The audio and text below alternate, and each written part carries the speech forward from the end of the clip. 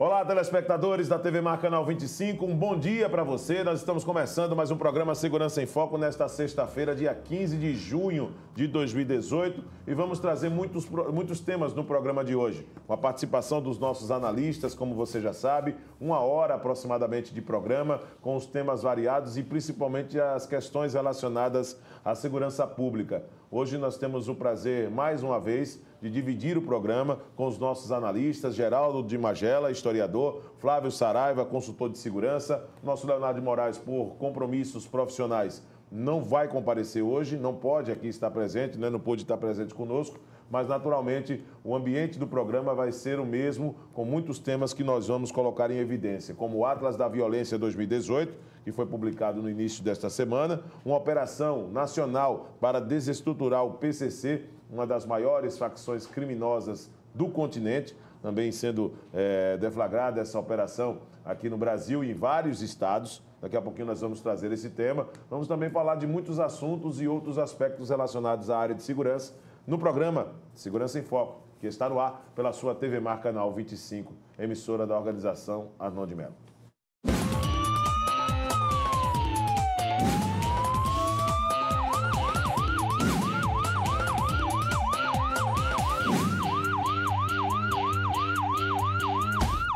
Nós estamos ao vivo pelo portal Gazeta Web. Daqui para frente você pode acompanhar pela internet de qualquer ponto do planeta esta edição do programa Segurança em Foco.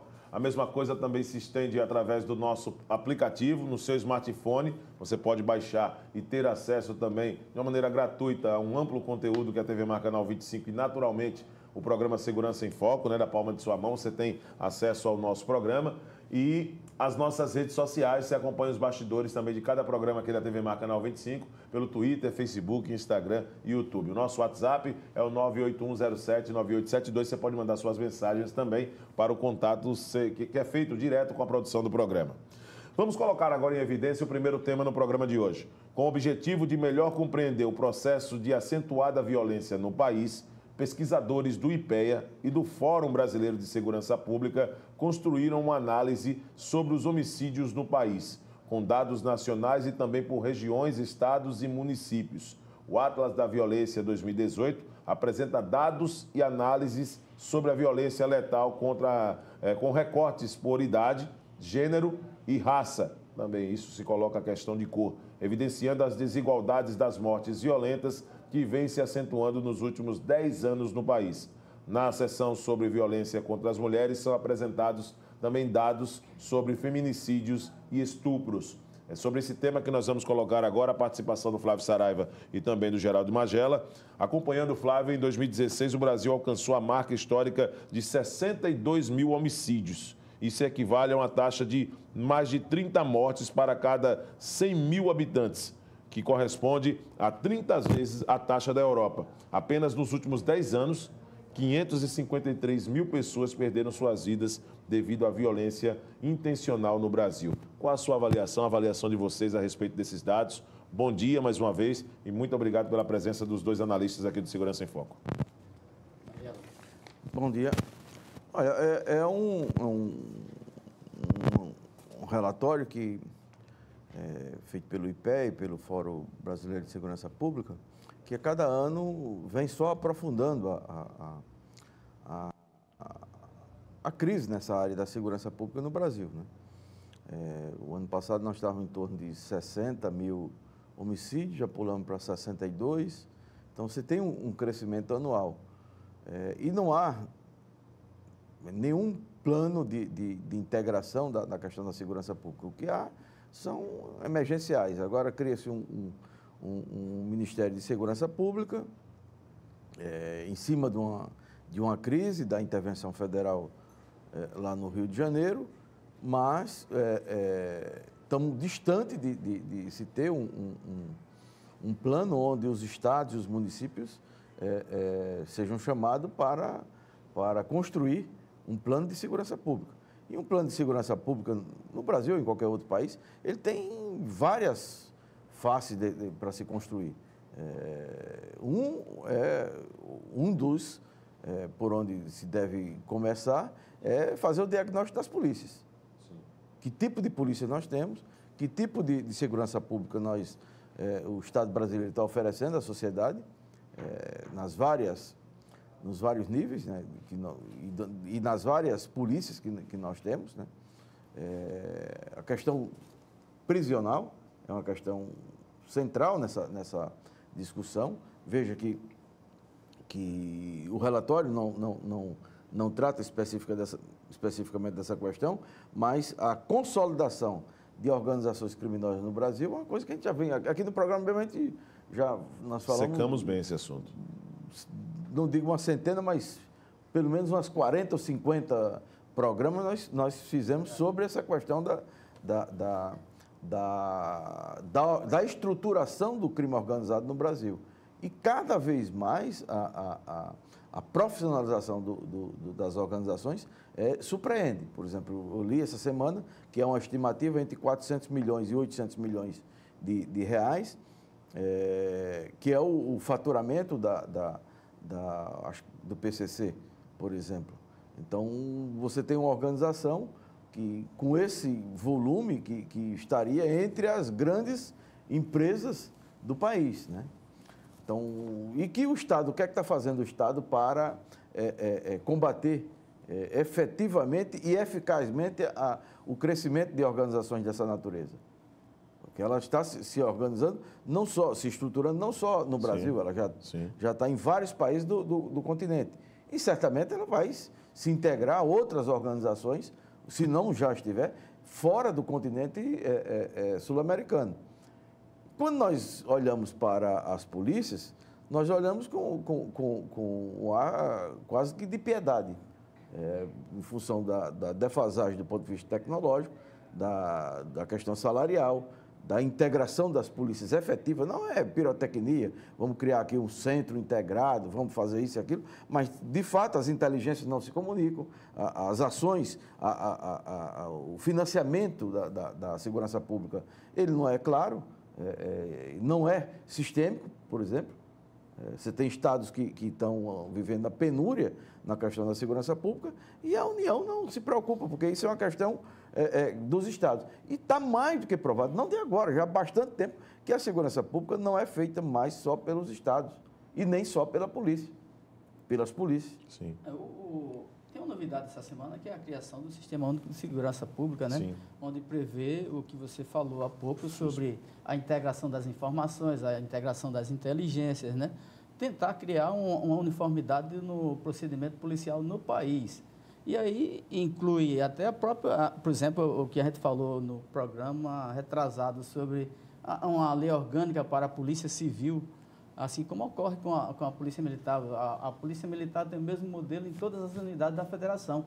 A Polícia Civil não tem isso. Então, o sistema certamente vai criar isso. Está também sendo pretendido uma identificação nacional, que isso também seja padronizado. Enfim, e os estados que não contribuírem com esse intercâmbio de informações e de inteligência, eles vão ser punidos de que forma? Não vão receber verbas federais. Quando mexe no bolso, certamente você tem uma adesão maior a essas propostas. E com relação aos números de homicídios, isso não é compreensível em lugar nenhum do mundo, né? Você imagine um país que não tem uma guerra declarada com absolutamente ninguém e tem essa quantidade de mortes, números, né? 60 mil por ano, né? É verdade. Então, é uma coisa que se repete a todo dia e parece que a gente está se acostumando com essa tragédia, o que não é normal. Como é que você pode, como é que um país, a sociedade aceita esses números absurdos, né? Então, está nos faltando indignação. O que falta para que essa tragédia cotidiana seja vista com um sentimento de indignação muito maior do que o que a gente vive hoje? Engraçado que a reação realmente da sociedade é uma reação bem discreta, né, a respeito de números como esse. Porque quando se apresenta números como esse, aí eu vou trazer de uma maneira para que o telespectador ele possa compreender o que a gente está querendo colocar aqui. Quando se trabalha com números como esse, eu fico assim imaginando, hoje a capacidade do maior estádio do país, que é considerado, né, o palco do futebol mundial, que é o Maracanã, é de 72 mil torcedores. E hoje esses números mostram que mais de 60 mil morrem por ano. Ou seja, vamos imaginar o Maracanã lotado, não é? Todos os anos, só de vítimas de homicídio, de casos de violência aqui no Brasil. Aí nós vamos ter uma ideia da proporção que é isso e que, naturalmente, colocando aqui para vocês, aqui analistas, existe uma preocupação muito grande, porque a sociedade também ela não se impõe nesse quesito. Ela é vítima, mas não tem assim nenhum tipo, não tem mostrado um desconforto como deveria, para despertar um pouco mais até de cobrança nas autoridades para tentar solucionar esse problema. Não é, Efraim? Você tem a queda de um avião, choca todo mundo, mas 60 mil são quantos aviões? Pois é. Né? Aí vamos Lotado. lá. E nós estamos falando isso de casos em que se fecha um balanço anual, né? Que se está se fechando um balanço anual, mas de casos esclarecidos. Porque ainda eu posso aqui, eu me reservo como jornalista no direito até de contestar também, porque pode ser para mais isso. Pode ser para mais. Certamente. Pode ser para mais. E você tem situação... Ainda há uma subnotificação. Exatamente. Você tem situação, por exemplo, com o estado do Rio de Janeiro, que é o estado com maior visibilidade na questão da segurança, né? O Rio Grande do Norte, o Ceará, o outro estado tem pontualmente, quando acontece alguma rebelião, algum fato, como agora Minas Gerais, tem centenas de ônibus sendo queimados, etc. Então, o Rio de Janeiro é um estado que você pode dizer que ele está conflagrado. É verdade. Mesmo assim, os números de homicídio no Rio de Janeiro são muito inferiores à maior parte dos estados, inclusive o de Alagoas. Alagoas não tem a situação, você não pode dizer que em Alagoas está conflagrada. Sim. Mas você tem taxas de homicídios e números de homicídios superiores ao do Rio de Janeiro, e muito, né? Então, veja como você noticia situações de gravidades, como a do Rio de Janeiro e a de Alagoas, com tom e de forma diferente. É verdade. É verdade. Você, por exemplo... O problema, Magela, é que, desculpa, você tem no Rio uma grande quantidade de fuzis, uma grande quantidade de tiroteios. A polícia prendeu, por exemplo, na Baía de Guanabara essa semana, né, os traficantes levando, quer dizer, a inteligência do crime é uma inteligência que já está conseguindo em determinadas situações, em várias situações, superar aquilo que a segurança pública tem alcançado. Por quê? Porque não tem qualidade no que se oferece para o material de trabalho adequado para poder investigar isso. A inteligência da polícia, até eu respeito e sei que tem muitas pessoas inteligentes, mas como é que você vai colocar em prática aquilo se você não tem, muitas vezes, o mínimo para as condições de trabalho? E assim, voltando aqui as estatísticas, Sim. Conceitualmente, o Rio seria mais seguro do que Alagoas. Sim. E uma proporção relativamente grande, verdade. em números grandes. O Rio viveu um momento muito interessante com redução de homicídios, que talvez não tenha reduzido, talvez não chegou ao nível de São Paulo, mas se aquela curva estatística continuasse, iria chegar. Infelizmente, houve um desgoverno e essas notícias todas, né, aquela confusão que foi gerada no Rio de Janeiro, que, infelizmente, desacreditou o governo e suas instituições. É verdade. E aí está sofrendo com todas essas consequências. Mas o que chama atenção, de fato, no Rio são essas guerras de facções, e são guerras assim, com utilização de fuzis, né, armas de guerra, e o número de tiroteios são frequentes, cada vez maiores, e é assim, a plena luz do dia, né? Você troca tiro em Copacabana, você troca tiro na comunidade, enfim, não tem mais espaço protegido. Então, como você não tem um plano de segurança pública, nem tem os planos estaduais, então você fica correndo, apagando incêndio, né? Correndo atrás do tiroteio. No fundo, você sai correndo atrás do tiroteio. Uma cidade como Maceió, por exemplo, você tem 50 bairros em Maceió, em 15 bairros você pelo menos concentrou os dados de 2016, 2012 a 2016, em 15 bairros, mais de 65% dos homicídios em Maceió.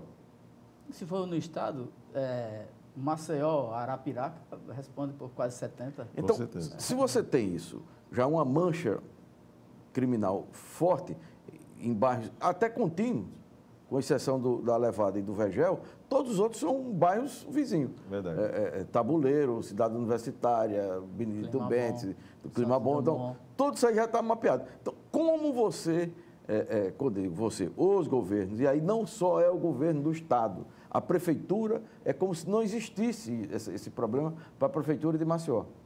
Não existe. A prefeitura de Maceió como o prefeito não se dá com o governador e o governador não quer conversa com o prefeito, então a população fica nesse meio. Então, uma coisa que teria que se conversar é como integrar todas as ações de políticas públicas do município, que tem a maior parte das políticas públicas, sim, os municípios, com as do Estado e com o que pode ter da União. Em 15 bairros, você reduzir isso aí. Se você tivesse o foco em 15 bairros, você reduz sensivelmente o homicídio em Maceió. Então, a partir daí, você começa a ter um planejamento de médio e de longo prazo, que numa década você consiga botar Maceió em patamares minimamente civilizados. Né? Assim, não se pretende que um governador morra de amores por um prefeito, sim, e por questões políticas. Mas eu vejo algumas intervenções da prefeitura muito interessantes, com esse trabalho que o Coronel Ivon vem desenvolvendo na Secretaria de Segurança Municipal, né? Exato. Defesa Municipal. Se você tiver alguma imagem de você entrando em Maceió, passando pelo Clima Bom, acessando ali aquele trevo que é da rodoviária, né? A antiga polícia rodoviária. Sim. Aquele antigo trevo.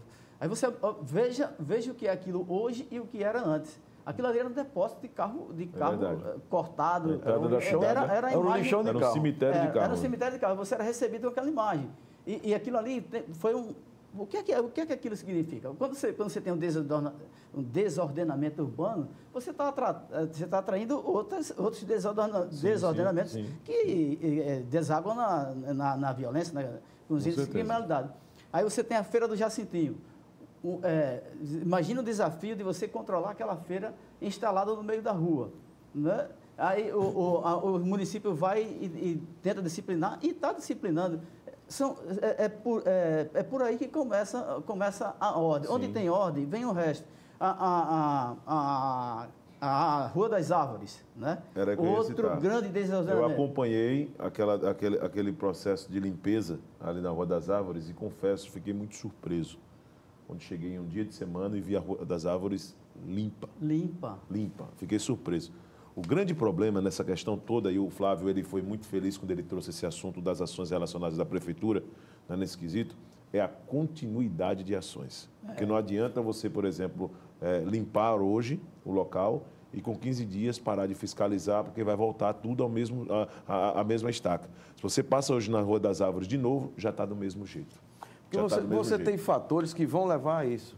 Porque você faz o ordenamento urbano, mas essas pessoas vão para algum outro lugar. Isso. Porque elas vão sobreviver. Ou naquela vida como ambulante, ou vão para a marginalidade. O caso que você pode colocar então, em cima do você tem que ter esse fato. Sim.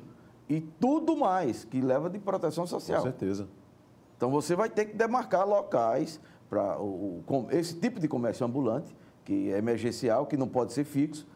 Como as feiras, por exemplo. Você chega na Praça do Laios, está lá. A metade é o emissário submarino, lá da Casal. Isso. E a outra um terço, mas artesanato. Mas as pistas estão livres e aquilo ali tem um ordenamento. Sim, são barracas mas esse ordenamento, no espaço público, sim, você vai...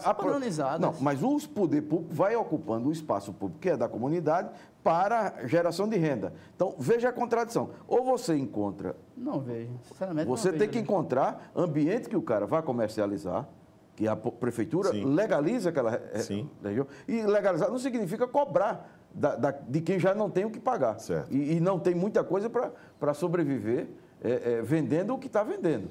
Então, essa equação, que é uma equação social, não é só de ordenamento. O ordenamento é parte importante disso. Agora, você tem que ter a escola, você tem que ter a cultura, você tem que ter o espaço urbano, a iluminação, a coleta do lixo, tudo isso integrado com segurança pública. Como isso não está integrado... Tem que vir de trás, né? A evasão escolar é estupenda. É verdade. Então você tem um programa que o Coronel Ivon leva a cabo isso aí, resolveu. Em determinada área ele está resolvendo, está ordenando a coisa. E é importante fazer isso. Bicho, cadê os outros? Aí, mais uma vez, fica na mão de polícia. Lá não é polícia, mas é polícia comunitária. Então, você bota o braço do Estado armado, sim, no caso do Estado, a Polícia Militar, sim, a Polícia Civil, etc. No outro, o braço da Prefeitura, não armado, mas como a ordem e a disciplina, que é a Polícia Comunitária, e todas as outras ações sociais, está fora. Estagnadas. O caso emblemático. Por quê? Porque Flávio, você não tem integração. Você não caso tem uma emblemático política. disso que o Major Você não está tem uma colocando, política. Na hora que você tiver a política, o cara diz, olha, como é que eu resolvo o problema do Jacintinho? No Jacintinho, uma hipótese, sei lá, o Jacintinho tem 3, 4 mil pessoas sim, sobrevivendo e vendendo. É importante que essas pessoas continuem sobrevivendo e vendendo. Porque tem comprador e as pessoas precisam de renda para sobreviver, para não entrar no crime, para não entrar na droga, etc. Então, mas como ordenar? O trânsito tem que fluir. É verdade. As pessoas têm que entrar em casa. Então, você vai ordenar isso. A prefeitura tem dialogando como fazer isso. Porque você tem mais de 25% de desempregado em Maceió. Não, mas não estou justificando a desordem. Mas não progride bem. Mas não é o problema da desordem. A desordem, ela existe. Para ordenar, você vai ter que ordenar com todos esses fatores. Porque só na ordem você vai ordenar aqui, o cara vai para outro canto. Você está confundindo a ordem como se fosse uma ação policial, uma ação repressiva. O ordenamento não significa isso. No primeiro momento, ele é isso. Não, não é. O que se pretendendo já Jacintinho é tirar aquela concentração da principal via de escoamento ali do trânsito e que elas fiquem disciplinadas até por segmento de feira. Ali é de raízes, ali é de verdura. Mas, Flávio, não há divergência entre eu e você nesse aspecto. O que eu estou falando aqui, você resolveu esse problema. Agora, tem outros problemas que vão derivar daí. Sim. Você precisa das outras políticas públicas. Rejeita o primeiro momento. Não. Convenhamos, se não tem a presença ali, por exemplo, do Estado, vai ter dia que vai ter uma barraca no meio da rua. Vai. Não, mas nós não estamos tratando a questão disso. Não é essa. Nem eu estou defendendo isso. Não, a questão não é nada é disso. essa, né? Eu vi na televisão, da TV Gazeta mesmo, limpou a área. O estacionamento de moto, etc. Aí você teria que ter a guarda, isso. O pessoal do trânsito, ordenando o fluxo, a CMTT. Quer dizer, você tem, não pode ser um braço só. Entendi. Então, você vai botar ordem lá. E tudo mais que leva o envolvimento tudo mais, se não tiver integrado com uma política. É verdade. Não pode ser uma ação assim, só de um secretário. Ordem não é confundida com nenhuma arbitrariedade. Não, mas nem eu estou achando isso, não. Nem eu acho isso, não. Eu acho que tem que ter integração. Você tem uma política que você integre. Porque no Jacintinho é um caso. Por exemplo, na Rua do Comércio. Está lá. O Lobão, por exemplo, botou lá 3 imensos, aqueles... Totem. Aquelas coberturas lá. Ah, certo. Pronto. Ele é o vereador dos camelôs, está para lá. Porque você não tem prefeitura. Aí você tem lá, a União tem 3 grandes edifícios no mesmo ambiente, degradando o ambiente. Sei. Então você tem uma praça degradada, uma rua degradada, centenas e centenas de camelôs ali, completamente, e ali rola tudo. Ali rola tudo. Então, o ordenamento disso, na hora que você for ali para dentro, já tem homicídio ali dentro, já teve tudo. Mataram o presidente da associação do camelô, etc. Verdade. Então, o Estado vai ter que chegar lá. Aí o Estado, bom, nós vamos chegar com ordem, mas como é que nós vamos fazer aqui? Vamos cadastrar, nós vamos levar para onde?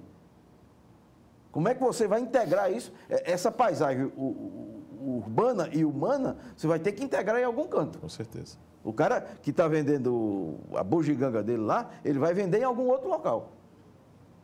Inevitável, porque ele vai ter que sobreviver. Um caso emblemático em cima disso que o Magelo está colocando e o que o Flávio também, é a própria Cracolândia. Os caras tentaram acabar com a Cracolândia. Eu fui a São Paulo, está com 15 dias, vai fazer um mês, né? E hoje o que acontece? Eles apenas foram deslocados, eles hoje se concentram em outros lugares, próximo à Avenida Paulista, e à noite, o que você mais vê naquele local que era uma noite boêmia, na Avenida Paulista ali, são zumbis. E se você tem deixado onde estava, já estava degradado, e você continuasse trabalhando o foco social para ir recuperando o que fosse possível recuperar, ali no entorno da luz, mas quando o Dória chegou, espanou e bateu lá para Duque de Caxias. Aí tomou conta, ampliou mais a Cracolândia. Então, você infernizou o comerciante que já estava lá.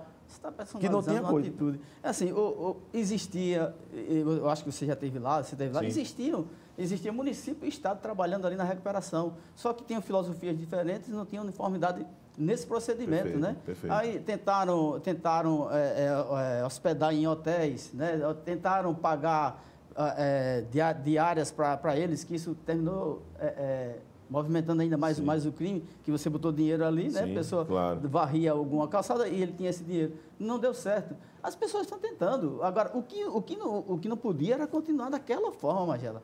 E quando você tem um grande problema e você pulveriza, talvez para as forças policiais seja até melhor, né? A reação de um grupo pequeno será uma reação menor do que todo aquele grupo ali. Com certeza. Que quando você observa a inteligência policial ali identificou quadrilhas especializadas em tráfico de drogas. Ali não tem coitadinho. Não tinha só coitadinho, não. Mas coitadinho é o varejo. O usuário que virou o zumbi que você falou. Mas, Flávio, esse ambiente você estava confinado aqui. Na hora que o esparramos, então você foi para uma área de comércio e degradou lá a Duque de Caxias. Aquela praça imensa lá foi tomar conta pelo crack. Você estava em 2 ou 3 ruas aqui, com o tráfico, com o consumo, com tudo aqui. Você estava confinado aqui. Concentrado ali, né? Agora você espalhou. Você degradou o comércio a outra região. Aí você fala de uma ação da Prefeitura de São Paulo. Veja a dificuldade que teve a Prefeitura de São Paulo, com a Polícia de São Paulo, com todos os órgãos públicos para fazer a intervenção ali. Veja a concepção. Entre o Dória e o atual prefeito, o Covas Neto, Mário Covas, eu acho, Bruno Covas, há uma diferença de conceito, inclusive. A relação dele com esse tipo de coisa, do atual prefeito, é completamente diferente do outro. O outro, não, nós vamos chegar, vamos limpar. Você não vai limpar, você não vai tirar o cara das drogas por decreto. Tá? Muita gente saiu. Sim. E muita gente entrou. Ele deu um pontapé inicial, né? Ele chegou... Aí volta a questão da continuidade do trabalho, né? A continuidade. O primeiro método não deu completamente certo, mas alguma coisa se aproveitou. Tem que evoluir. Agora, permanecer com aquele problema para o resto da vida contemplando... E o Estado não pode... Não, mas não está contemplando. Você podia ter políticas que fossem integradas. Naquela gestão... Me diga uma política pública que...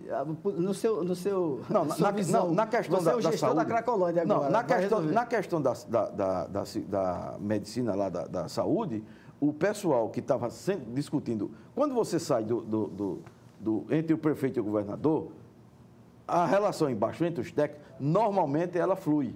Normalmente. Quando o cara não fica intervindo lá na questão técnica. Você esteve lá na Cracolândia? Não, eu conheço algumas pessoas que trabalharam lá. Ultimamente não tive, eu fui lá e conversei com essas pessoas. Eram ambientes distintos. O município tinha proposta, o Estado tinha outra proposta. Cada um com a sua forma de atendimento de acordo com aquela filosofia. Uma redução de danos e a outra internação, né? A internação voluntária. E é o que estava acontecendo lá. Não dá tempo de conversar. Não, os técnicos conversam porque por exemplo, os psiquiatras, por exemplo, que tratam com drogado, né? Os psiquiatras, eles trabalham e têm como parâmetro para conversar. Quando há interesse de você. Agora, esse é um problema que você não vai resolver com 1 mês, com 1 ano, com 2 anos. E em muitos casos você não resolve com a vida. A questão da continuidade das ações. Política, né? Exatamente. Olha, e em cima desse assunto ainda do mapa da violência, né, o Atlas, que foi publicado em 2018, foi o tema principal, mas que nós entramos também em muitas questões relacionadas à violência, de uma maneira geral, e da forma como são cuidadas as coisas relacionadas, principalmente com a sociedade. O impacto das armas de fogo também chega a níveis elevados, segundo esse Atlas, tá certo? Tem medições sobre mortes causadas por disparos desde 1980. Naquela época, a proporção dos homicídios causados por armas de fogo girava na casa dos 40%. Desde 2003, o número se mantém em 71,6%. Então, crimes provocados por armas de fogo. Está aí o gráfico, né? Mortes por armas de fogo do Brasil. É a representação em números de uma realidade, né? Uma realidade, né? E tem todos esses mapas aqui. Em cima desse tema, vamos trazer aqui a questão dessa operação que está sendo feita em todo o país. Eu gostaria da sua opinião, Flávio, e do Magela também, para desestruturar o PCC, que é um dos mais perigosos, né, segmentos do crime realmente aqui no Brasil e talvez no continente, arriscando aqui, talvez no continente. Uma operação que foi realizada em vários estados, 63 pessoas presas.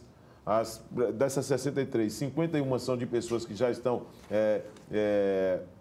presas, na verdade, 51 já são pessoas que já estão presas e 3 ocorreram em flagrante dessas prisões. Então, eu gostaria que você falasse, essa desestruturação do PCC pode provocar também uma mudança nesse cenário de violência para os próximos anos? Dá para desestruturar o PCC ou é um assunto que não tem mais jeito, na opinião de vocês, pelo cenário de combate que hoje o Brasil tem tentado, pelo menos, diminuir a violência? Não sei se o Márcio dá para fotografar. Fecha, Márcio, aqui. É um livro do... Ele vai fechar. De um promotor de São Paulo que fala muito sobre o PCC. Ele dá a exata dimensão do que é o PCC, Laços de Sangue. É uma literatura interessante. A história secreta do PCC, né? É uma literatura muito interessante. Ele conseguiu se infiltrar? Como é que foi na construção dessa obra, Flávio? Ele é promotor e trabalhava na área da execução penal. Então, conseguiu, pelo menos, assim, ter uma relação bem próxima com esse cenário. Assim, para um gestor de segurança, para quem trabalha com inteligência, é uma literatura obrigatória para saber o que está enfrentando. Então, quando essa operação aí, veja o âmbito dela. É uma operação... Echelon, né? É uma operação de São Paulo, em que há busca e apreensão e prisões em 14 estados da federação. Então, são alvos aí que eles identificaram como importantes, mas a verdade é que o PCC está em todo o país. Aí se estima que tenha, que é uma estimativa, acho que bem abaixo, se estima como em torno de mais de 30 mil faccionados. E isso, eu acho que é um número subestimado. E o Estado tem uma certa participação nisso. Você fomentar essa coisa da importância da facção, da condição de você sobreviver no sistema penitenciário. Se você for faccionado, sim, imagine você, hoje, você, um preso comum, você, o Magela, um preso comum, entre no sistema penitenciário, e a primeira pergunta é, você é faccionado? Está de colado. Então... Não dá para ficar em cima do muro, né, Flávio, lá dentro? Não deveria ser permitido esse questionamento a quem quer que seja, né?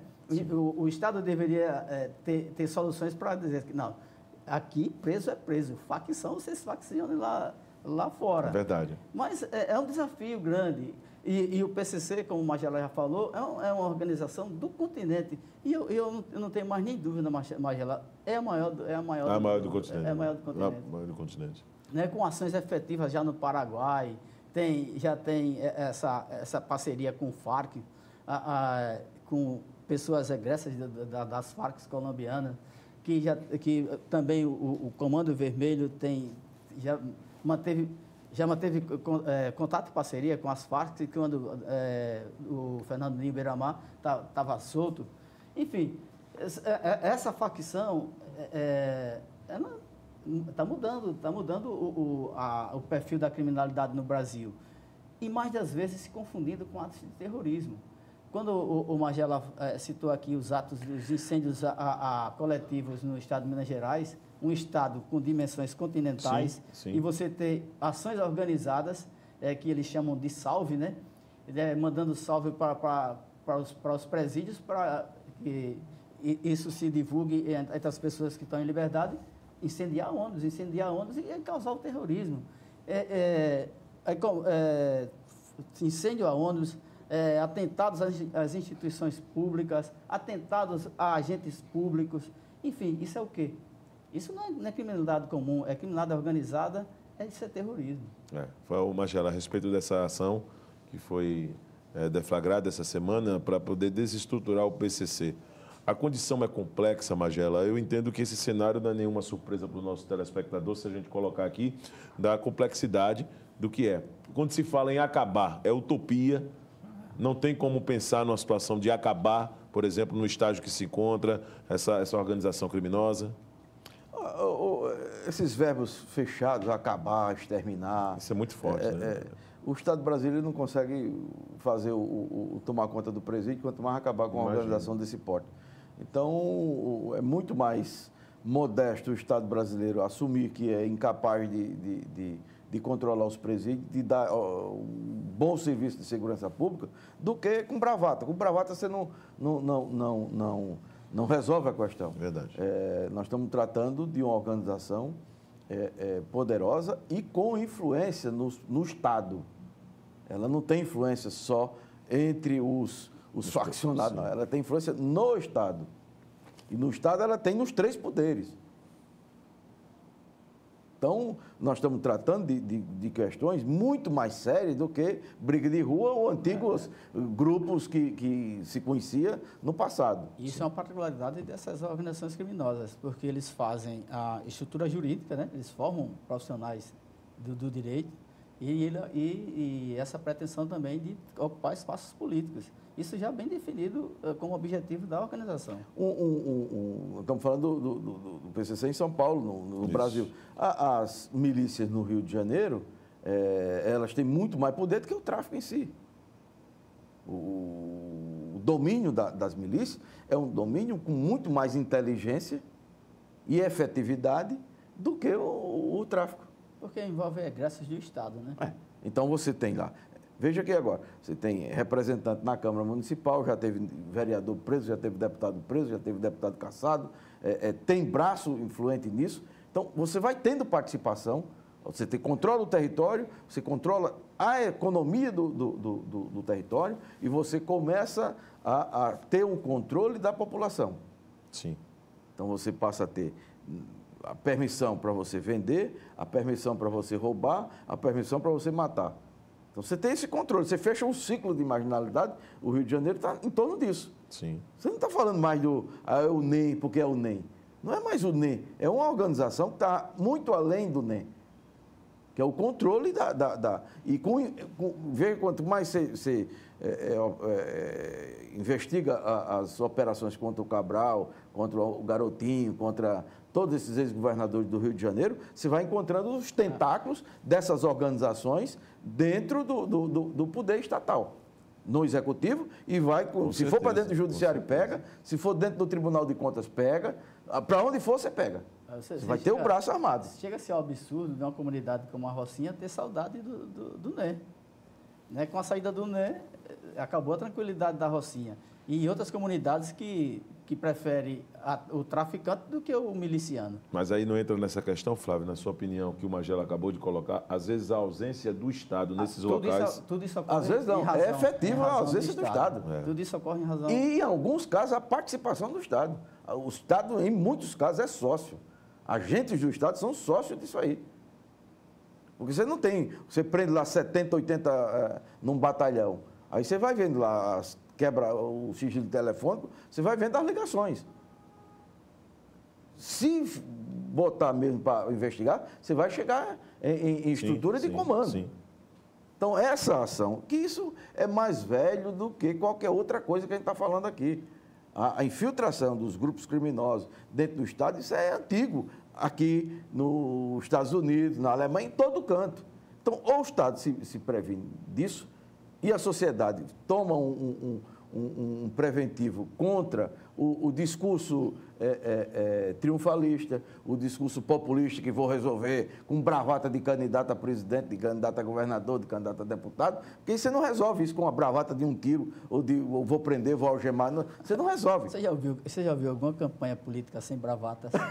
Pois é. É parte integrante. E denominações com tudo, com interesse político, veja, denominações de ações. Quando nós pegamos aqui, você falou, desmantelando o PCC, reduz poderá reduzir a criminalidade do Brasil? Poderá, em determinado momento, em determinadas circunstâncias. Sim. Poderá. Agora, poderá é vazio, né? Você não tem como prever uma coisa concreta. Agora, o fato é o seguinte, você tem aqui, em 2016, Alagoas está taxa de jovens, de homicídio de jovens, por grupo de 100 mil. Alagoas é o terceiro classificado. Não é que Alagoas reduziu tanto, é que Sergipe cresceu mais, é que o Rio Grande do Norte cresceu mais. Não é que você não tem grande redução.